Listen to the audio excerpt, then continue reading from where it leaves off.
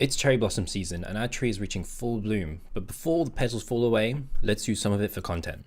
And if you already follow me, you already know what I'm going to be doing to this. I'm going to see if I can make these cherry blossoms into a syrup using a method commonly used in Korea. These blossoms are deceptively light, so I'm going to need to harvest a lot in order to attempt to make any substantial amount of syrup. I'll soak these in water using a plate to keep them submerged. This is so that any debris or insects like this ladybug don't end up in our final syrup. After about 15 minutes of soaking, I'll drain and then I'll dry these using a salad spinner and then place them into the dehydrator with just the fan on and no heat to remove as much excess water as possible. I'll clip each flower off and then weigh them. I had about 200 grams here, so I'll measure about 200 grams of white sugar. I'm going to use white sugar so that I can get a clean cherry blossom flavor and color. I'll mix half the sugar in with the blossoms and transfer into a clean jar. I'm going to attempt to fit all of this into this jar, alternating between blossoms and the rest of the sugar, and then cap off the top with a thick layer of sugar.